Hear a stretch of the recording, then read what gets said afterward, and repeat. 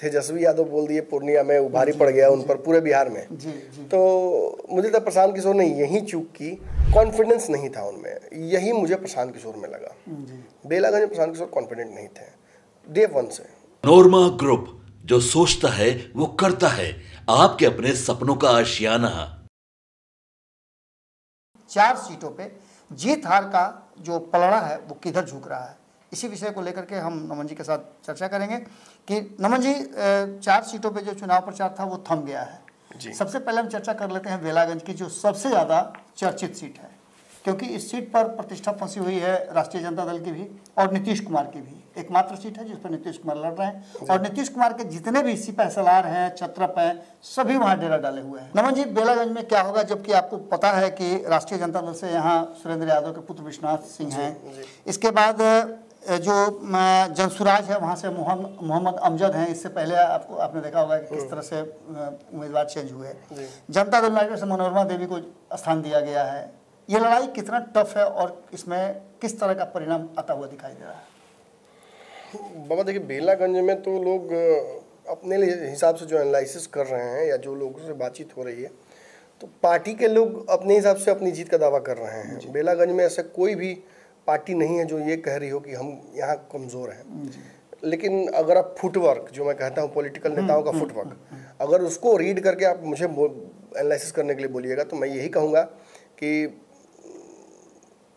रोहित शर्मा इस पूरे test series में जिस तरीके से ओपनिंग करते हुए जिटरी लगे, थोड़ा लगा जैसे कि कॉन्फिडेंट नहीं है, और वो उनके बैटिंग में दिखा। लगभग सभी इनिंग्स में वो पहले दूसरे तीसरे ओवर में ही जाकर निपट गए और अक्सर फास्ट बॉल्स पे ही आउट हुए। कॉन्फिडेंस नहीं था उनमें, यही मुझे प्रशांत किशोर में लगा। बेलागंज में प्रशांत किशोर कॉन्फिडेंट नहीं थे डे वन से। जिस दिन प्रत्याशी पहला अनाउंस किया, उसके एज फैक्टर को लेकर बवाल हुआ, फिर प्रत्याशी बदला, फिर इस प्रत्याशी के भी कई एस्पेक्ट जो इनके कहीं इनके जो गुण हैं उन गुणों की चर्चा हुई, उन गुणों पर सवाल खड़े हुए जी। पहले प्रोफेसर साहब के, उसके बाद फिर हाँ मैं वही बोल रहा हूँ, मैंने बोला। अब रही बात इस जगह पर कॉन्फिडेंस कम होने की, तो प्रशांत किशोर ने इसी जगह पर वो बयान दिया था कि नीतीश कुमार को जीतने नहीं देना है, भले किसी को वोट दे दीजिए, नीतीश कुमार को नहीं देना है। तो ये अपने आप में कहानी कहती है। आप इसको बोलते हुए बोलते हैं कि जैसे तेजस्वी यादव बोल दिए पूर्णिया में, भारी पड़ गया उन पर पूरे बिहार में। तो मुझे तो प्रशांत किशोर ने यही चूक की। और देखिए, प्रशांत किशोर गलती करेंगे, उन्हें भगवान जो बना रहे हैं वो ये जान लें कि भगवान की भी परीक्षा यहाँ हुई थी। और भगवान को एक दिन में बन नहीं जाता है, बहुत त्याग तपस्या प्रतिष्ठा का हनन, बहुत कुछ होता है, बहुत कुछ करना पड़ता है, बहुत कुछ अनदेखी करनी पड़ती है, बहुत कुछ सहना पड़ता है। जीसस क्राइस्ट तक को सूली पर चढ़ा दिया था सब। आपने देखा था ना, राम जी को ऐसा मजबूर कर दिया कि पत्नी को छोड़ना पड़ गया। 2 बार वनवास गए, उतना काफी नहीं था, तीसरा बार एक दूसरा व्यवस्था कर दिया। कृष्ण के साथ भी वही हुआ। और मोहम्मद के बारे में मुझे ज़्यादा नहीं पता, लेकिन मैं जानता हूँ कि उनका भी जीवन बहुत मैंने आसान नहीं था, वरना उन्हें इतना बड़ा ऊंचा पद नहीं मिलता। और रही बात प्रशांत किशोर की, तो बहुत ऊंचे ऊंचे लोगों से मैंने उनको कंपेयर कर दिया, लेकिन धरातल की बात यही है कि प्रशांत किशोर ने इस चुनाव में जहाँ अपने संगठन को लेकर ताकत दिखाई, चुनाव प्रचार करके ये दिखाया कि वो एक बाकी नेताओं की तरह बिहार में राजनीति कर सकते हैं, वहीं उनका फुटवर्क बहुत ही नर्वस लगा। इस बेलागंज के चुनाव में उन्होंने जो गलती की, इसकी सजा उनको 3 सीट बाकी बची हुई उस पर भी मिल जाएगी। ये मैं for the sake of Prashant Kishor good book रहने के लिए मैं ये नहीं कहूँगा कि प्रशांत किशोर किसी सीट पर बहुत आगे चल रहे हैं। वो जो एक्सपेक्टेड था वो उससे कुछ हद तक बेहतर दिखा पाए हैं, प्रेजेंट कर पाए हैं, लेकिन भीतर भीतर बहुत। किसके एक्सपेक्टेशन थे, आपके या फिर जनता के एक्सपेक्टेशन? सभी के। अब मतलब वो नहीं जिनकी आप चर्चा समझ रहे हैं, उनके हिसाब से तो ये बिहार में 2025 में प्रधानमंत्री बनेंगे, सीएम नहीं, प्रधानमंत्री बिहार के अगले होंगे। लेकिन बेलागंज में प्रशांत किशोर ने जो गलती की, इसका फायदा किसको मिलेगा? देखिए, गलती होती तो मैं मान लेता। अब मनोरमा देवी का लॉटरी कैसे लगना है, ये लगता है कि कायनात ने तय कर रखा है। एक तो ये हुआ, दूसरा शहाबुद्दीन के पुत्र पहुंचे रात में। ओसामा जब पहुंचते हैं तो रात में ये नहीं होना चाहिए था। ये मुझे बड़ा दुर्भाग्यपूर्ण लगा। मैं उसामा के लिए जब भी बात करते तो पत्रकार को इमोशनल नहीं होना चाहिए, लेकिन शहाबुद्दीन का पूरा लेगेसी जो था उसको जिस तरीके से राजद ने नहीं दिया अगले जनरेशन को, मुझे इस बात का बड़ा दुख था। और कई लोग इसको चलते बोलते भी अरे भाई आपका बड़ा कलेजा फटता है शहाबुद्दीन के लिए। मुझे लगता था कि मतलब उस परिवार ने जितना कुछ किया है लालू के लिए और राजद के लिए, उसके सेकेंड लाइन को राजनीति में होनी चाहिए। आप इसे जिस तरह समझिए, आप सोच ही सकते हैं कि मैं वंशवाद की बात करना चाह रहा हूँ या जो करना चाहता हूँ, लेकिन पता नहीं होता है। और ये बातें खुलकर मैं बोलता हूँ आप लोगों से, मैं छुपाता नहीं हूँ। मुझे लगा था कि उसामा साहब को उससे बेटर सिचुएशन और बेटर परिस्थितियाँ मिलनी चाहिए थी, लेकिन वो दुर्भाग्यपूर्ण था कि उसामा कुछ बोलते हैं कि यहाँ के जो प्रत्याशी हैं राजद के, वो अगर कुछ गलती भी किए हों तो उनको माफ़ किया जाए। इस बार माफ़ कीजिए, मैं कह रहा हूँ। और मुसलमानों का टोला भी था और एक बच्चा उधर से खड़ा होकर बोलता है, बच्चा ही है वो, और वो कहता है कि नहीं माफ़ कर सकते हैं। वो एक लोकतंत्र का वोटर है और वो कह रहा है कि नहीं माफ़ कर सकते हैं।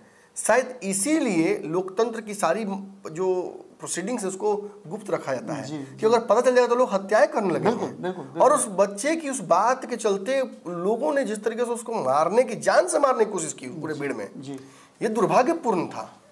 कोई भी अपना बड़ा हृदय दिखाकर ये कह सकता था कि कोई बात नहीं, उस बच्चे को धीरे से हटा भी जा सकता था वहां से, लेकिन लोग मारने के अभिव्यक्ति की आजादी तो है। मुझे तक अगर 4-5 लोग अगर वहां नहीं बचाने में वाले होते, जो समझ रहे थे कि अगर इस बच्चे के साथ कुछ गलत हो जाता है तो ये परिणाम क्या होगा। चुनाव हारना इंपॉर्टेंट नहीं है, वो सीधा सीधा साहब पर जाएगा। बिल्कुल वो ओसामा पर जाएगा, वो हिना साहब पर जाएगा, और ये परिवार फिर कलंकित हो जाएगा। जो एक खूनी कलंक लगा हुआ था परिवार पर, जिसके चलते अपने देश की मिट्टी नसीब नहीं हुई शहाबुद्दीन को, जिस कारण से वो उनके परिवार पर रिफ्लेक्ट कर। कुछ दिन पहले ही ओसामा साहब पर आप देखिए, आपने वो जो पूरा मामला था परिवार पक्ष वाला, आपने देखा था ना। मैं उस डिटेल्स में, मैं क्राइम रिपोर्टर नहीं हूँ, लेकिन ये नहीं होना चाहिए था। शहाबुद्दीन की लेगेसी को इस तरीके से, उनकी पहली मीटिंग थी। बहुत सारे लोग चाहते हैं कि शहाबुद्दीन की लेगेसी समाप्त हो जाए। उनके शिक्षा को लेकर किए गए कार्यों को लेकर मैं एक युवा पत्रकार के तौर पर सिवान में घूमा हूं और मैंने देखा, मुझे दुर्भाग्यपूर्ण लग रहा था। खैर मैं विषयहीन नहीं होऊंगा। तो सोने पे सुहागा मनोरमा देवी के लिए, जो मनोरमा देवी चुनाव में हारने के लिए ही आई थी, वो आज सबसे बेहतर सिचुएशन में इसलिए हैं क्योंकि प्रशांत किशोर ने कह दिया कि नीतीश कुमार को वोट नहीं देना है, भले उसको दे दो। लोगों ने कहा कि ठीक है, तो तुम चुनाव में नहीं लड़ रहे हो, कहानी खत्म, तुम्हारा बात क्या सुनेंगे, मतलब तुम्हारा प्रत्याशी नहीं चुनना है, तुम्हारा बात क्यों सुनेंगे, उठा करके लड़ाई बची कुछ कहानी। अब मुझे यह भी हो सकता है कि राजद में आ तो गए हैं ओसामा, एक पक्ष ये भी हो सकता है कि ओसामा आ तो गए राजद में, लेकिन राजद से दिल से नहीं आए हैं। हो सकता है कि काम बिगाड़ने के लिए बोल दिए हों, ये भी हो सकता है। जो भी हो, राजनीति में इन पक्षों को देखना चाहिए। और जैसे ही उन्होंने कहा वैसे ही विश्वनाथ यादव, वो बच्चे का पिटाना, वो पूरी खूनी कहानी को याद दिलाता है और ये कहता है कि राजद का अगर सत्ता आएगा तो एक को लाइन बोलला ना तब बेटा सुटैबा। सीधी बात, जब मुसलमाने को पीट दे रहा है तब बाकी लोग का तो बातें छोड़ दीजिए महाराज। मैं इस डिटेल में नहीं पढ़ने जा रहा हूँ, कोई पता हम ही को धमकी बजा पर हमने छोड़ दिया कौन धर के चुनाव में, हम नहीं इस रिस्क लेंगे भाई। लेकिन ये तय है कि मनोरमा देवी एकदम आश्वस्त जीत की तरफ बढ़ रही है इन दो घटनाओं के बाद। मैं राजनीति को समझता हूं, मुझे जितना समझ में आता है, मैं अहंकार में ये बात नहीं कह रहा हूं, मैं प्योरली अपने जर्नलिस्टिक एबिलिटीज से ये बात बोल रहा हूं कि जो भ्रम है लोगों को कि प्रशांत किशोर यहाँ बहुत तगड़ा करने वाले हैं, प्रत्याशी बदलने, लड़ाई से अपने आप को बाहर करने, और फिर जो राजद का एक छोटा वाला कांड हो गया, इसके बाद मनोरमा देवी बहुत आगे हो जाती हैं। यानी लड़ाई में नहीं थी लेकिन लड़ाई में आ गई हैं। और राजद का वोट बैंक भी देखिए बाबा, मैं स्पष्ट बोलता हूँ, इस जगह के यादव धर्म संकट में है। किसको वोट करना? मुसलमानों का भी वोट, मुसलमानों का वोट भी बढ़ रहा है। आपके सपनों को हमने सजाया है, ई होम्स पैनोरामा को हमने बनाया है। ई होम्स मेरा एक सपना था जिसपे मैं पिछले 4 साल से काम कर रहा था। हमने जो बनाया है वो सबने है माना। ई होम्स पैनोरामा में हो आपका भी आशियाना। और फाइनली हमने 2021 में इस प्रोजेक्ट को लॉन्च किया। बहुत लोग अप्रिशिएट कर रहे हैं कि पूर्णिया जैसे शहर में, बिहार के, एक तो बिहार की बात करें उसमें भी पूर्णिया जैसे छोटे जगह में इस तरह का लाइफस्टाइल देना, ये सुन के हम लोगों को बहुत अच्छा लगता है। ई होम्स में हमने कुछ और भी किया है, जैसे हम जिस जगह में रह रहे हैं हमारे फैमिली सिक्योर हो, उनको सिक्योरिटी का ध्यान में रखा है। आपकी सुविधा और सुरक्षा आपके लिए खास है, ये आपका विश्वास है। इसमें आर्टिफिशियल इंटेलिजेंस का 7 लेयर सिक्योरिटी का हमने इस्तेमाल किया है। लस ग्रीन कैंपस को बनाया है, यदि हमारा बाउंड्री वाल है तो वो वर्टिकल गार्डन है। ये जितनी भी फैसिलिटी होता है एक इंटरनेशनल टाउनशिप में ई होम्स है, ये हम लोग विश्वास नहीं कर पा रहे हैं। जो भी हमारे मित्र दोस्त या जो भी हमारे बाहर के बाहर आते हैं तो हम लोगों को बहुत अच्छा सुनने को मिलता है और बहुत अच्छा क्रेडिट मिल रहा है। वो सारा हमने सिर्फ एक बिल्डिंग नहीं बनाया, हमें एक बहुत अच्छा लाइफस्टाइल दिया ई होम्स में, और मेरा एक सपना था जिसको मैं आज फुलफिल होते हुए देख पा रहा हूँ। ये आपका आवास है। ई होम्स पैनोरामा में अब आपका निवास है। E Homes Panorama, luxurious lifestyle redefined. Panorama Group, जो सोचता है वो करता है। अगर ये वीडियो पसंद आई और वह बिहार के राजनीति और बिहारियत से सरोकार रखेनी तो सब्सक्राइब बटन दबा के चैनल के सब्सक्राइब कर ली। ओजे एगो घंटी बा, ओकरा बटन दबा देला से कुल सटीक और मारक खबर रुआ मुफ्त में मिल जाई। अगर रुआ पत्रकारिता के हमनी के नया प्रयोग में सहयोग कर चाहतानी तो ज्वाइन बटन दबा दी। पेटीएम नंबर नोट कर ली 9386816700। धन्यवाद।